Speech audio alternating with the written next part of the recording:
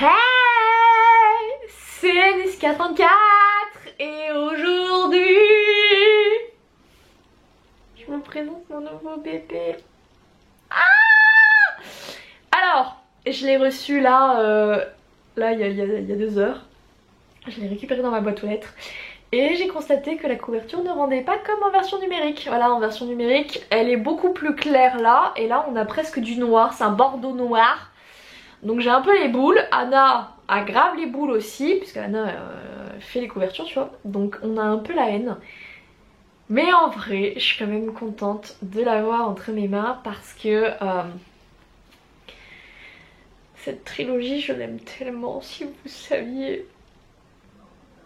Je pourrais rester comme ça des heures. Non, parce qu'en vrai j'ai plein de travail. Mais je suis tellement contente de vous retrouver et de vous le présenter. Enfin, j'ai écrit les 2 tomes. Parce qu'à la base ça devait être une duologie. J'ai écrit les 2 tomes en 1 mois. Donc autant vous dire que j'ai été vraiment dedans. Je devais partir pour la Thaïlande. Boucler la duologie, partir en Thaïlande, vivre ma meilleure vie. Et puis voilà.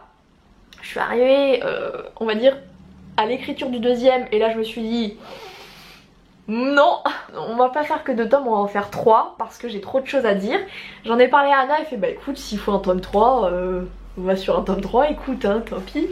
Donc on est parti sur un tome 3, j'ai pas pu partir en Thaïlande puisque confinement. Donc au final j'ai pu écrire le tome 3 et je l'ai quand même écrit très vite, j'ai écrit en 2 semaines. Mais je peux vous jurer que j'ai été tellement triste de laisser ces personnages et cette série, enfin vraiment ça m'a fait quelque chose parce que je les ai aimés de tout mon petit cœur d'artichaut et vraiment cette trilogie je l'aime très très fort, mais vraiment très très fort. Donc là je vais vous pitcher le tome 1, j'espère que ça va vous plaire. En tout cas j'ai quand même là, au moment où je filme, on est le 20 je crois, le 20 mai. On est le 20 mai donc il sort le 2, donc il sort en gros dans une semaine et demie.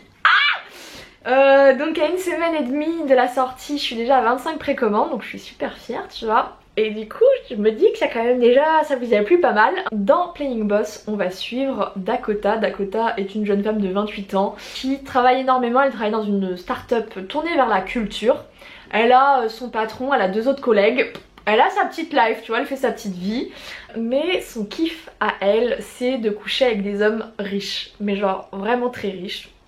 C'est son kiff, c'est un peu son fantasme. Elle a le lendemain un rendez-vous extrêmement important pour sa boîte. Elle sait que elle va être submergée par le taf. Donc au tout début des bouquins, elle part en chasse, tu vois, en se disant bon après je vais devoir me la mettre derrière l'oreille. Donc elle va en chasse pour finir la nuit avec un inconnu. Et là elle va rencontrer un mec extrêmement riche évidemment hein, puisqu'elle est dans des bars très sélects. Et surtout extrêmement beau, un métis aux yeux vert clair, très classe sur lui etc.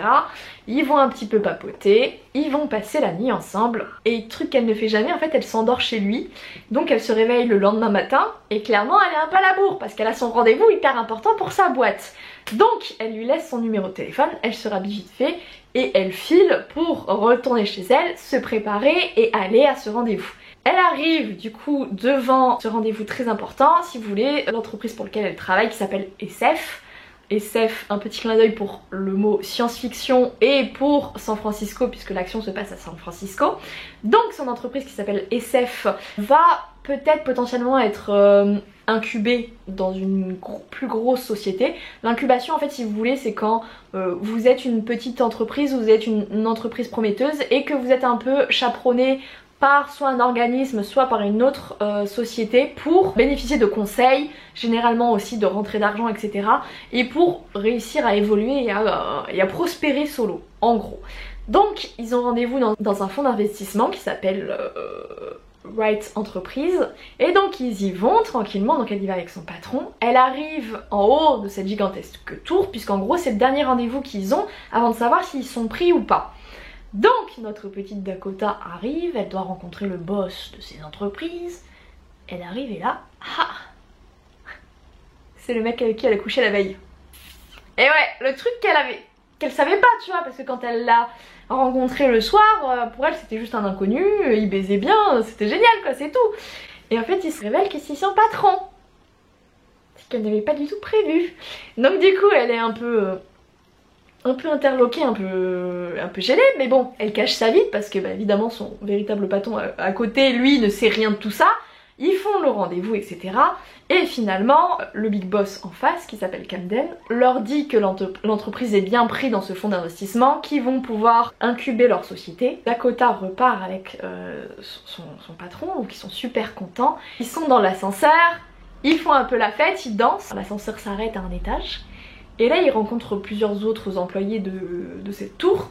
Et Dakota fait la connaissance de Declan. Declan qui est un jeune homme extrêmement beau également.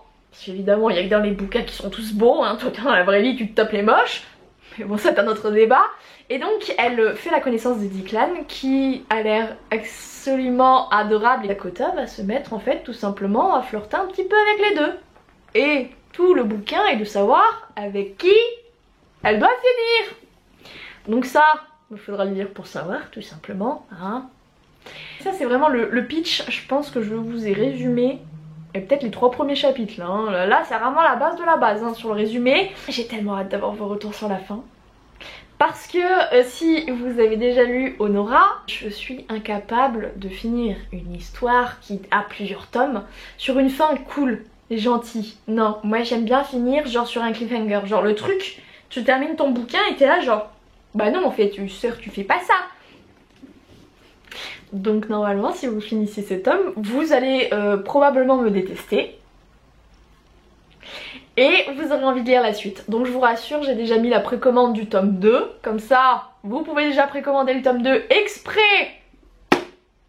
pour avoir directement à la sortie le bouquin. Il y a la précommande du tome 3, voilà, parce que vous vous doutez bien que le tome 2 finit aussi sur un cliffhanger. Donc si tu veux avoir la suite, bim bam boum, tu pourras précommander le tome 3. Ah, j'ai tellement hâte d'avoir vos retours. Tu sais, c'est toujours la même, je dis toujours la même chose sur ce type de vidéo, je vous présente le bouquin, mais c'est tellement vrai parce que j'y mets, tu sais, j'y mets forcément toujours un peu de moi dans les bouquins, et c'est obligé. Et là, c'est vraiment très féministe. Enfin, j'ai vraiment voulu écrire une romance féministe. J'aime bien lire de la romance, vraiment. Mais j'en ai marre d'avoir des types au comportement plus que problématique qui sont idolâtrés. Enfin vraiment, typiquement After, le mec est nocif. Alors moi je vais pas vous cacher, After, je me suis arrêtée au tome 2, je me faisais trop chier. Enfin c'était tout le temps la même chose, ça m'a saoulée. Les bad boys qui traitent hyper mal les nanas, ça me gonfle. Mais vraiment ça me gonfle, non je suis désolée. C'est pas parce que t'as eu une vie compliquée qu'il faut prendre les gonzesses pour des paillassons ou les traiter comme de la merde. Je voulais vraiment genre dénoncer ça et aussi qu'on puisse kiffer des types sans que ce soit vraiment les méchants, tu vois, qu'ils aient un côté... Non, moi c'est des types bien, ils gagnent bien leur vie, ils sont intelligents, ils ont fait des études, enfin voilà, enfin tu vois, merde, des gens pas forcément stéréotypés de base. Donc ça c'était hyper important pour moi. Et après je voulais une héroïne forte. Alors vous le savez, bah, d'ailleurs si vous avez lu Honora, ou même je pense la plupart de mes autres héroïnes, j'aime les femmes fortes. Et surtout en romance, le nombre de nanas où tu lis dans le résumé, la nana elle est forte. Tu lis le bouquin, le mec qui lui sort mais une remarque de gros bâtard, et la meuf elle s'écrase, elle dit rien. Moi à chaque fois ça me choque. Alors pour jurer ces grands dieux, la nana elle est là, hein, à des putains tout va dans tout le bouquin. Alors quand il faut porter un peu son utérus, il n'y a plus personne. Et donc moi ça me gonfle d'avoir soi-disant des nanas fortes et au final mon gars c'est simple, un escargot a plus de capacité de mordant que l'héroïne de romance. Moi ça me saoule, donc là je t'ai fait une vraie nana badass, pas badass dans le sens Honora où elle bute tout le monde, mais badass dans le sens où elle se laisse pas faire, elle se laisse pas marcher sur les pieds, elle se revendique féministe et elle assume totalement d'être féministe. Et du coup j'en ai profité pour parler de plein de sujets qui me tenaient à cœur dedans. Vous allez pas être déçus je pense. Je pense que ça vous... Si vous avez lu En bûche de Noël, il y a des petits trucs que vous allez les reconnaître. Parce que j'ai un peu... pas basé la même chose, mais En bûche je voulais tellement plus parler sur l'ex de Laura et j'ai pas pu le faire, donc du coup là je me suis... j'ai une trilogie pour le faire, je me suis un peu lâchée. Si vous voulez quelque chose de féministe avec des pensées qui changent, hein, des bouquins d'amour et de cul, hein, parce qu'il y a quand même quelques scènes de sexe, il y en a pas énormément, je pense qu'il doit y en avoir 5. J'en ai pas fait énormément parce que j'aime bien quand c'est fait avec parcimonie, hein. J'aime pas vraiment qu'il y en ait à chaque chapitre, moi ça me gonfle personnellement en tant que lectrice, donc en tant qu'autrice, moi j'allais respecter mes choix de lectrice.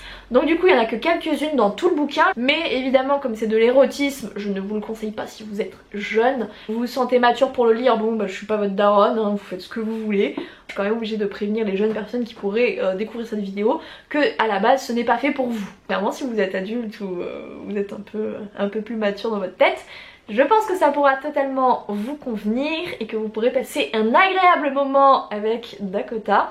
La batterie a lâché, il est temps que je vous quitte. Donc en tout cas j'espère vraiment que cette romance que je veux vraiment différente de ce que certains ont l'habitude de lire pourra vous plaire. Je vous invite tout simplement à le précommander, hein, à l'acheter. Il est normalement disponible déjà en version papier si vous voulez l'obtenir. Moi je vous laisse tous les liens dans la description. Je remercie aussi tous ceux qui ont laissé des commentaires sur mes précédents romans, ça me fait tellement plaisir. Merci à vous, merci d'être un soutien infaillible dans ma quête d'aventure et d'écriture. Moi je vais vous laisser là. Je vous fais à tous et à toutes des gros bisous, je vous aime tous très fort. Ciao ciao.